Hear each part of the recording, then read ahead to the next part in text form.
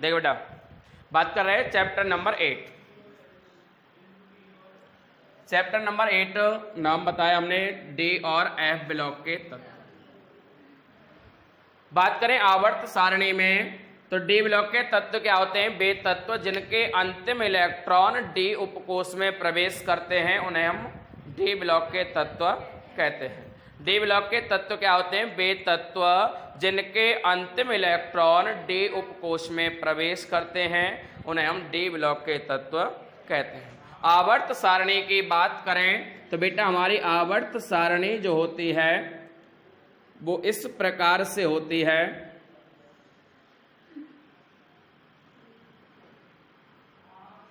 इस प्रकार की बात करें तो ये वाला जो पोर्शन होता है हमारा एस ब्लॉक कहलाता है, ये वाला जो पोर्शन है हमारा पी ब्लॉक कहलाता है, और जो ये वाला पोर्शन है ये हमारा डी ब्लॉक कहलाता है, और ये वाला हमारा एफ ब्लॉक कहलाता है। बात करें डी ब्लॉक की, देखिए यहाँ हाइड्रोजन, लिथियम, सोडियम 3 वर्ग निकल जाते हैं यहाँ तक। चौथे आवर्त से शुरू होता है डी ब्लॉक, 1 2 3 4। इसमें 4 आवर्त होते हैं। कौन सा? चौथा, 5वां, 6वां, और इसको हम 3D पार्ट बोलते हैं, इसको 4D, इसको 5D, इसको 6D आवर्त कहते हैं। ऐसे करके इसमें टोटल वर्ग जो होते हैं वो 10 होते हैं। कितने होते हैं? 10। 1 2 3 4 5 6 7 8 9 10। कितने वर्ग होते हैं? 10 वर्ग होते हैं बेटा। इस वाले वर्ग को 1 2 3 4 5 6 7 8 9 10। तो डी ब्लॉक क्या होता है? जिसमें 4 तो होते हैं आवर्त, चौथा, 5वां, 6वां, 7वां, और 10 क्या होते हैं? इसमें वर्ग होते हैं। ये टोटल क्या होता है? हमारा डी ब्लॉक होता है। क्या होता है? D block. अब बात करें डी ब्लॉक की, तो डी ब्लॉक में हमारा एक ट्रिक याद रखें। ये क्या आ रहा है? 4। भाई ये क्या है? चौथा आवर्त है तो यहाँ पर एस जो आएगा वो 4 से शुरू होगा। 4s2, 4s1 जो भी आए, और डी पर कितना आएगा? सब में 3D आएगा। इस पहली वाली पंक्ति में 3D1, 3D2, 3D3, 3D4, 3D5 जितना जो ऊपर लिखा हुआ है। तो ये हमारा क्या बन जाएगा? इलेक्ट्रॉनिक विन्यास के लिए। तो एक बात और ध्यान देते हैं, बात करें इसके गुणों की, तो ये जितने भी गुण होते हैं, इसके जितने भी तत्व होते हैं सभी धात्विक गुण प्रकट करते हैं। क्या करते हैं? धात्विक गुण। देखो बेटा, ये हो गया हमारा डी ब्लॉक। डी में ये जो होता है ये हमारा चौथा आवर्त होता है बेटा, ये वाला 5वां, ये 6वां, और ये होता है ये पहला समूह इसका। वैसे टोटल जो होते हैं वो आवर्त सारणी में तीसरे वर्ग से और 12वें वर्ग तक होते हैं। तीसरे से 12वें वर्ग तक होते हैं डी ब्लॉक के तत्व। अब इसमें पहला टोटल 10 वर्ग होते हैं, 2 3 4 5 6 7 8 9 10। इलेक्ट्रॉनिक विन्यास जब मैं इसके तत्व लिख दूं, scandium, titanium, vanadium, chromium, magnesium और आयरन, कोबाल्ट, निकिल, कॉपर और जिंक, ये होते हैं। अब इसकी ट्रिक बताऊं, याद कैसे करेंगे। देखो ट्रिक होती है इसकी, साइंस तेरे वीकर में फिर को निकला कॉपर जिंक।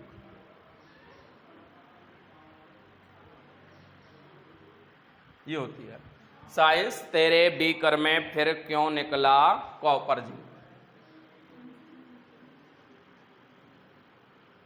ये इसकी याद करने की ट्रिक है। परमाणु क्रमांक सिंपल होते हैं। पहले का 21 होता है, इसका 22 हो जाएगा, इसका 23, इसका 24, इसका 25, इसका 26, इसका 27, 28, 29 और इसका 30। एक बात चेंजेस क्या है, भाई हम पी ब्लॉक में और एस ब्लॉक में, पी और एस में हम पढ़ रहे थे वर्ग में ऊपर से नीचे की ओर जाने पर, और यहाँ पढ़ेंगे बाएं से दाएं की ओर जाने पर। वहाँ जो गुणों में परिवर्तन होता था वो ऊपर से नीचे की ओर समान रूप से में होता था, और यहाँ जो होगा वो लेफ्ट टू राइट होगा। तो ये तो हमारे तत्व हो गए। देखो मैं एक ट्रिक बताऊँ का इलेक्ट्रॉनिक विन्यास निकालने की। ये क्या आ रहा है? 4s आ रहा है, 4 आ रहा है ना, तो सब में 4s आ जाएगा। 4s 4s 4s 4s 4s 4s 4s 4s 4s 4s आ गया। मैंने अभी पीछे लिखवाया था कि ये जो होता है 3D आवर्त होता है, ये 4D, ये 5D और ये होता है। तो 3D में यहाँ क्या आ जाएगा? 3D 3D 3D 3D 3D 3D 3D 3D 3D 3D, ठीक है। एस पे तो बेटा हमेशा ही 2 होते हैं, बीच में आ रहा होगा तो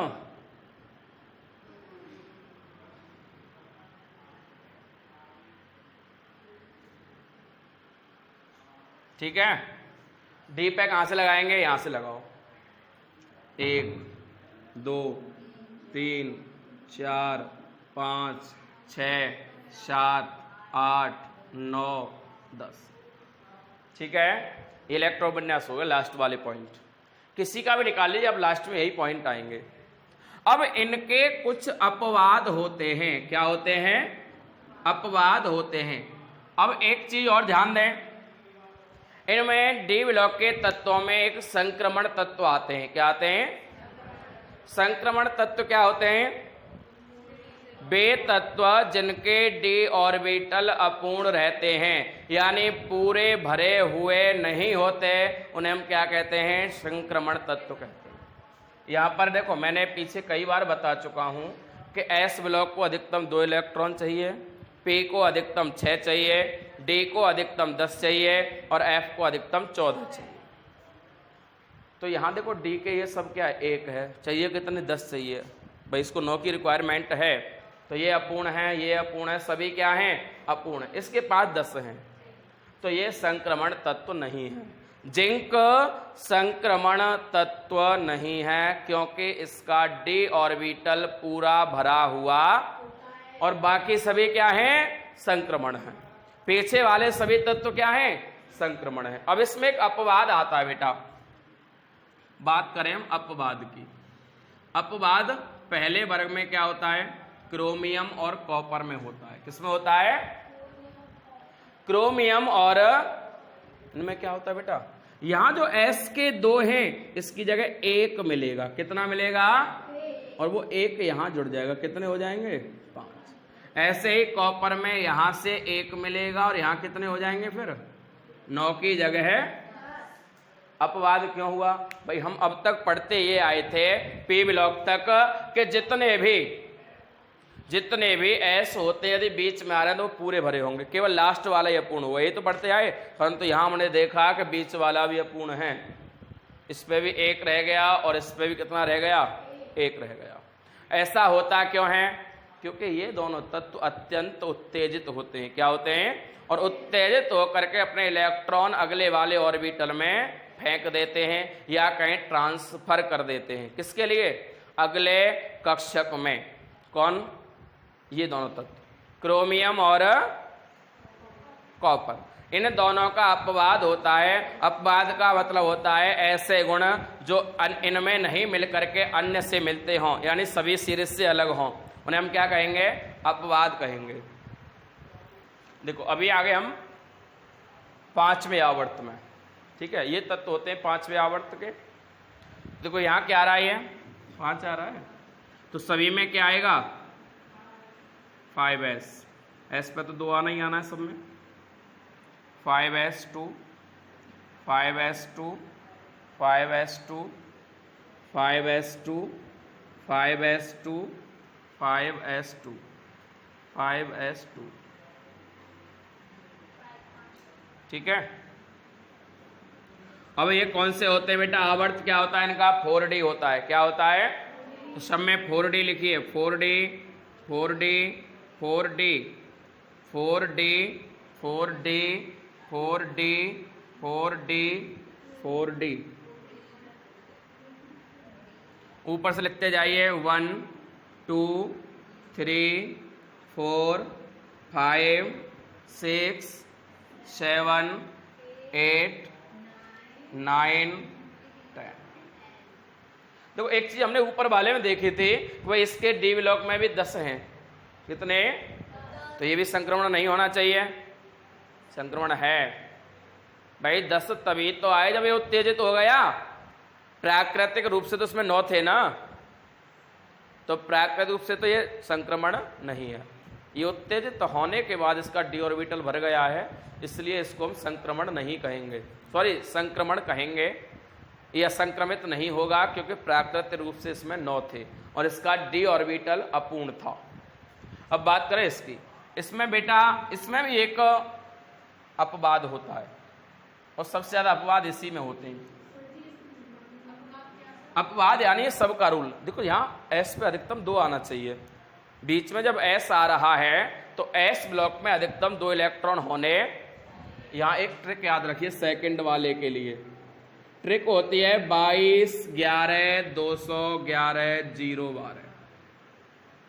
ये ट्रिक याद रखिए 22 11 211 0 12। अब ये ट्रिक क्या है? ये ट्रिक ये होती है कि पहले दोनों एस पे 2 2 आएगा, फिर अगले दोनों एस पे क्या आएगा? 1 1। जब यहाँ एस पे 1 होगा तो इन पे 1 1 बढ़ जाएगा, ठीक है। फिर क्या आएगा? 211, यानी फिर 2 आएगा, फिर 1 1 आएगा 2 बार। 1 तो यहाँ 7 हो जाएगा, यहाँ 1 तो यहाँ पर 8 हो जाएगा, और यहाँ पर 0 हो जाएगा। क्या हो जाएगा? 0। और यहाँ पर हो जाएगा 10। कितना हो जाएगा? 10 हो जाएगा। अब भाई अब क्या हुआ? अब इस पे कितना है? 1, और इस पे कितना हो गया? 10, ठीक है ना। इस पर 2 है ये लास्ट वाला, तो इसमें तो बहुत सारे चेंज हुए भाई। यहां क्या है?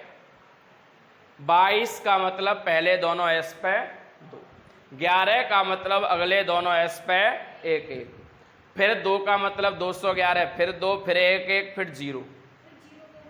भाई इसके पास कितना था? 8 था यहाँ पे डी, अब यहाँ 0 हो गया तो उस पर 2, यानी इसके 2 इलेक्ट्रॉन ट्रांसफर हो गए अगले वाले में। ये अत्यधिक उत्तेजित हो गया। क्या हो गया? अत्यधिक उत्तेजित हो गया। अब बात करें तीसरे वाले की, तो बेटा सब इसमें सिंपल आएगा। क्या आएगा? 5 भाई 6 है तो 6s2 5d1, ऐसे ही डॉट डॉट के लास्ट वाले 3 चेंज होते हैं बस। इसमें क्या हो जाते हैं? 6s1 और 5d कितना है? 9 हो जाएगा। 6s1 5d10 और 6s2 5d10। यानी इसका क्या होता है? आगे वाले तो जैसे हैं वैसे ही रहेंगे, बस लास्ट में क्या याद रखना है? यूपी पुलिस का डायल नंबर 112। क्या रखना है? 112 याद रखना है। बस लास्ट वाले इन 2 पे 1 1 आएगा, बाकी सब कुछ जैसा है वैसा ही रहेगा। और बात करें यदि 7वें आवर्त की, तो इसमें कुछ भी चेंज नहीं होना है।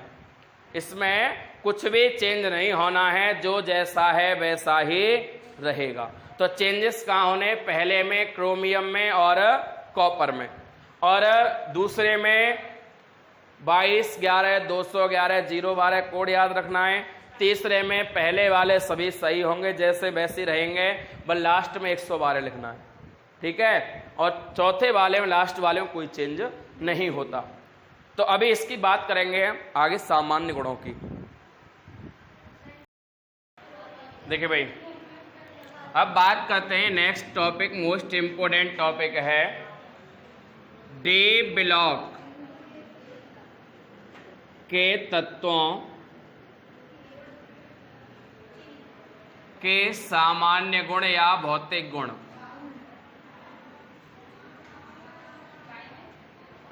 डी ब्लॉक के तत्वों के सामान्य गुण या भौतिक गुण भी कह देते इनको।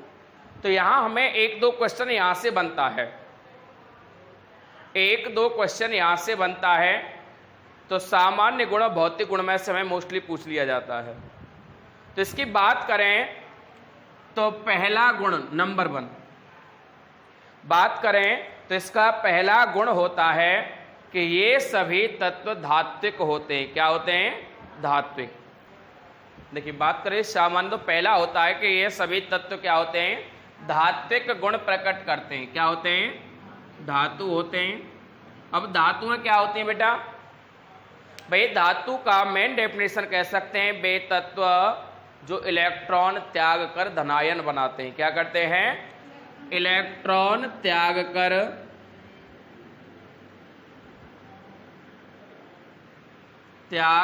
धनायन बनाते हैं। क्या बनाते हैं? धनायन बनाते हैं। उन्हें हम क्या कहते हैं?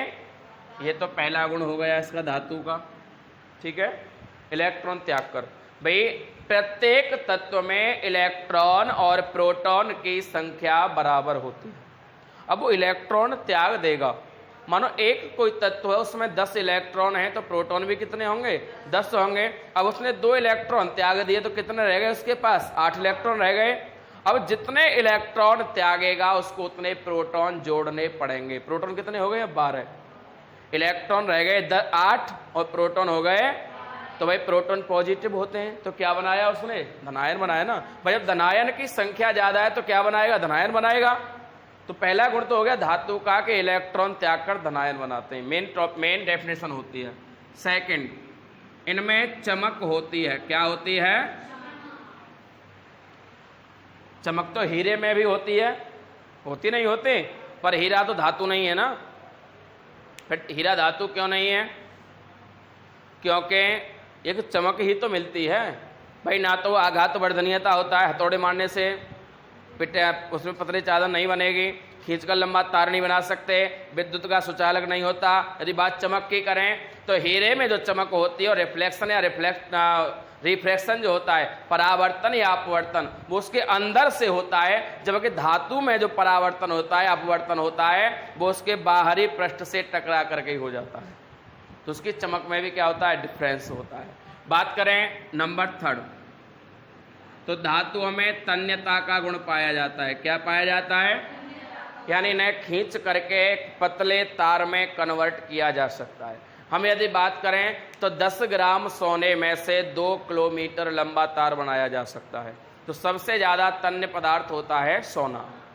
बात करें अगला, तो इसका नेक्स्ट गुण होता है कि आघात वर्धनीय होती हैं। क्या होती हैं? आघात वर्धनीयता का गुण प्रकट करती हैं। आघात वर्धनीयता क्या होती है कि इनको पीट करके एक पतली चादर में कन्वर्ट कर सकते हैं, परंतु इन्हें पीटा जाए किसी हथौड़ा वगैरह से तो ये टूटती नहीं है, बल्कि एक पतली चादर के रूप में फैलती जाती हैं। और अगला गुण होता है इसका कि ये विद्युत और ऊष्मा की सुचालक होती हैं। विद्युत व ऊष्मा की क्या होती हैं? सुचालक होती हैं। तो बेटा आप पहला बात कर रहे हैं डी ब्लॉक के तत्वों में इनका मुख्य गुण क्या होता है कि सभी धातुएं होती हैं, और धातुओं के लिए क्या होना चाहिए? ये सभी गुण होने चाहिए। बात करें आगे नंबर 2, इनके जो गलनांक और क्वथनांक होते हैं, गलनांक व क्वथनांक, वो क्या होते हैं बेटा? हाई होते हैं, उच्च होते हैं। गलनांक क्या होता है? वह ताप जिस पर कोई वस्तु द्रव ठोस अवस्था से द्रव अवस्था में परिवर्तित होने लगे। मानो कोई धातु है, उसे हम गर्म करें तो पिघल करके द्रव अवस्था में आ जाए, उस ताप को क्या कहेंगे? गलनांक कहेंगे। और जहां पर द्रव अवस्था से गैस अवस्था में परिवर्तित होने लगे उसे क्या कहेंगे? क्वथनांक कहेंगे। तो ये जो डी ब्लॉक के तत्व होते हैं इनके गलनांक और क्वथनांक क्या होते हैं? हाई होते हैं, उच्च होते हैं। बात करें परमाणु ऊर्जा, परमाणु या आयनिक ऊर्जा, त्रिज्या, परमाणु या आयनिक त्रिज्या होती है वो इनकी छोटी होती है। किसकी अपेक्षा? डी की पी की अपेक्षा बड़ी होती है और एस की अपेक्षा छोटी होती है। दोनों के बीच में, पर अन्य की अपेक्षा जैसे हम बात करते थे कि ऊपर से नीचे जाने पर बढ़ेगी, तो ये घटती है। एस और पी के ये अंतर अलग है। इसमें बात करते हैं आगे ऑक्सीकरण अवस्था। तो बेटा ऑक्सीकरण अवस्था में ये क्या होता है कि इसकी परिवर्तित रहती है। क्या रहती है? परिवर्तित, यानी ये समय और स्थान के साथ बदलते रहते हैं। समय और स्थान के साथ क्या होता है भाई? देखिए आप कॉपर ले लें, कॉपर कभी आपको ऐसे भी लिखा मिल जाएगा, कॉपर कभी आपको ऐसे भी लिखा मिल जाएगा, कॉपर आपको ऐसे भी लिखा मिल जाएगा। तो यहाँ ऑक्सीकरण अवस्था 0, यहाँ ऑक्सीकरण संख्या 1, यहाँ कितनी हो गई? 2 हो गई। ऐसे ही बात करें लोहे की तो Fe पॉजिटिव होता है, Fe2 पॉजिटिव भी होता है, Fe3 पॉजिटिव भी होता है, ऐसे 6 तक होता है। कितने तक होता है? तो ऐसी स्थितियां भाई यहाँ ऑक्सीकरण संख्या 1 भी किसकी है? लोहे की तो ये। यहाँ जो ऑक्सीकरण संख्या 2 वो किसकी? वो भी तो लोहे की है। 3 है, वो भी किसकी है? यानी समय और स्थान के साथ साथ ये क्या होती हैं? परिवर्तित होती रहती हैं। तो कह सकते हैं कि डी ब्लॉक के तत्वों की ऑक्सीकरण अवस्था क्या होती है? परिवर्ती होती है। क्या होती है? परिवर्ती होती है। क्या?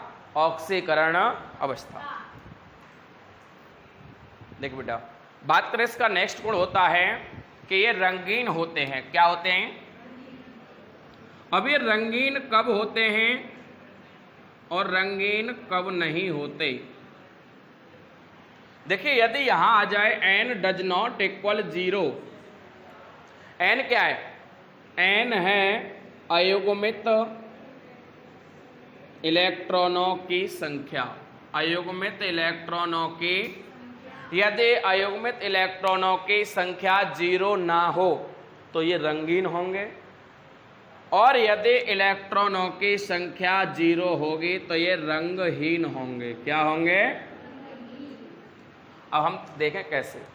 भाई हमें कॉपर जो होता है, कॉपर का होता है, हमने अभी बताया है पीछे उसका परमाणु क्रमांक, तो वो होता है 4s13d10। यही तो होता है भाई। कॉपर का इलेक्ट्रॉनिक विन्यास क्या होता है? ये होता है। अब हम हुंड के नियम, हुंड के नियम को देखें तो हुंड ने एक नियम दिया था कि S के लिए 1 ब्रैकेट होता है और D के लिए 5 ब्रैकेट होते हैं। तो इसमें S में कितना है बेटा? 1। बाकी ऐसे लिखा जाता है, इनको 1 1, सब में 1 1 इलेक्ट्रॉन देंगे पहले, फिर सभी को ऐसे ऐसे भरते जाएंगे। ऐसे तो हो गया भाई। इसमें 10 भर गए, 5 जोड़े बन गए। युग्म का मतलब होता है जोड़ा, पेयर। युग्म का मतलब क्या है? इंग्लिश में बोलते हैं पेयर, यानी जोड़ा। इसका जोड़ा बन रहा है, इसका बन रहा है, इसका बन रहा है, इसका, सबका जोड़ा बन रहा है। अयुग्मित कितना है? इसका जोड़ा नहीं है ना। तो भाई n बराबर कितना आ गया? तो ये तो भैया रंगीन होगा। कैसा होगा? रंगीन होगा, है ना। अब आगे यदि ऐसा हो जाए भाई ये किसी को अपना 1 इलेक्ट्रॉन दे दे, कब देगा? जब ये किसी के साथ में यौगिक बनाएगा। क्या बनाएगा? यौगिक बना रहा है, और यौगिक बनाने पर इसने अपना 1 इलेक्ट्रॉन त्याग दिया। क्या कर दिया? तो वो क्या हो जाएगा बेटा? इसका 1 इलेक्ट्रॉन गया। क्या हो गया? 4s0। भाई 1 था ना इस पर, और वो इसने त्याग दिया, दे दिया किसी को, तो 4s0 और 3d10 रह गया। क्या रह गया भाई? इसमें देखें तो इसका तो 0 खाली बिल्कुल, और इसका पूरा यही बन जाएगा इसके जैसा ही सेम। तो यहाँ तो कोई भी अयुग्मित है नहीं भाई। इन सभी का जोड़ा बन रहा है, यहाँ इसमें कुछ है ही नहीं। तो n बराबर क्या आ गया? 0। n बराबर क्या हो गया? अब n बराबर 0 होगा तो क्या होगा? रंगहीन, यानी इसका कोई भी रंग नहीं होगा। कोई भी रंग नहीं होगा। अब बात करते हैं कि मानो ये 1 इलेक्ट्रॉन त्याग सकता है और अधिकतम 2 इलेक्ट्रॉन त्याग सकता है कॉपर। मैंने अभी बताया परिवर्ती में Cu2 पॉजिटिव तक हो सकता है। यदि किसी कंडीशन में ये ऐसे आ जाए कि Cu2 पॉजिटिव, है ना भाई, Cu2 पॉजिटिव, तो बेटा देखो इसके पास 1 था S के पास, इसने 1 S का त्याग दिया। अब S के पास तो कुछ है नहीं, अब किस में से त्यागेगा फिर? डी में से। किस में से देगा अब अगली बार डी में से देगा। और क्या बनाएगा फिर ये?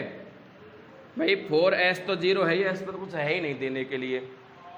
फिर किस में से देगा? डी में से। क्या देगा? 3d 9 रह जाएगा। यहाँ कितना रह जाएगा? 9 रह जाएगा बेटा। अब ऐसी कंडीशन में भाई इसका तो 0 हो ही गया, इसका क्या हो जाएगा? 5 बना दो, 1 2 3 4 5, एक इलेक्ट्रॉन 2 3 4 5, इसको दे दो, इसको दे दो, इसको भी, इसको। भाई अब तो 9 पूरे हो गए। ये तो अयुग्मित रह गया ना, और अयुग्मित कितना रह गया? 1। यही तो रहा, बस केवल एक ही तो रहा अयुग्मित। 1 हो, 2 हो, 3 हो, 4 हो, कितने भी हो, बस 0 नहीं होना चाहिए। और यदि कुछ भी है तो वह क्या होगा? ये रंगीन होगा। क्या होगा? अब रंग कौन सा होता है कॉपर का? नीला होता है। कैसा होता है? नीला रंग होता है इसका, प्राकृतिक रंग जो होता है। तो यहाँ क्या होगा? ये रंगीन होगा। यहाँ पर भी एक अयुग्मित है तो यहाँ पर भी रंगीन होगा। यहाँ पर कोई भी अयुग्मित नहीं है, भाई ये तो शून्य हो गया। और ये वाले पूरे भरे हुए हैं तो ये क्या हो जाएगा? रंगहीन हो जाएगा। जब n बराबर 0 आ जाए तो रंगहीन, और जब n बराबर 0 नहीं आएगा तो रंगीन होगा। और ये प्रतिचुंबकीय भी होता है। ऐसी कंडीशन है तो ऐसी कंडीशन में ये प्रतिचुंबकीय यानी चुंबक से भी नहीं चिपकेगा ये। और यदि ऐसी कंडीशन है तो ये अनुचुंबकीय होगा, यानी चुंबक के प्रति आकर्षित होगा।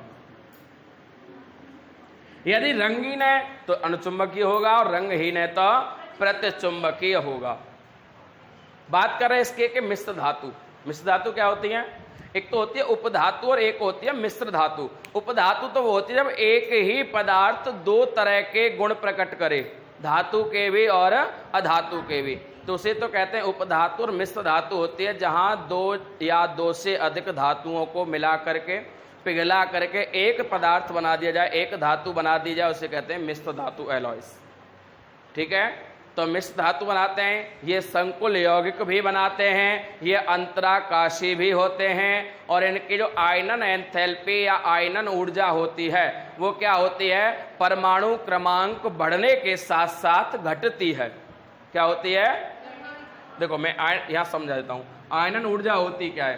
किसी एक कक्षक से किसी इलेक्ट्रॉन को बाहर निकालने में जितनी भी एनर्जी वेस्ट होती है उसे हम क्या कहते हैं? आयनन ऊर्जा कहते हैं। अब वो इलेक्ट्रॉन नाभिक के जितने पास होगा उसमें उतनी ज़्यादा ऊर्जा लगानी पड़ेगी। देखो नाभिक में क्या होता है बेटा? न्यूट्रॉन्स और प्रोटॉन्स होते हैं। इसके बाहर वाले कक्षक में यहाँ इलेक्ट्रॉन हो गए, उससे बाहर वाले में भी इलेक्ट्रॉन होंगे, उससे और बाहर होगा उसमें भी क्या होंगे? अब इसको इलेक्ट्रॉन क्या होते हैं? नेगेटिव। प्रोटॉन्स क्या होते हैं? अब देखो पॉजिटिव यहाँ है, नेगेटिव यहाँ है, दोनों में अट्रैक्शन ज़्यादा होगा। अब अट्रैक्शन ज़्यादा है तो अलग करने में हमें अधिक बल लगाना पड़ेगा, अधिक ऊर्जा लगानी पड़ेगी। तो नाभिक के जितने पास इलेक्ट्रॉन होंगे वहाँ पर आयनन ऊर्जा उतनी ही अधिक होगी, और जितना दूर होंगे उतनी आयनन ऊर्जा कम होती चली जाती है।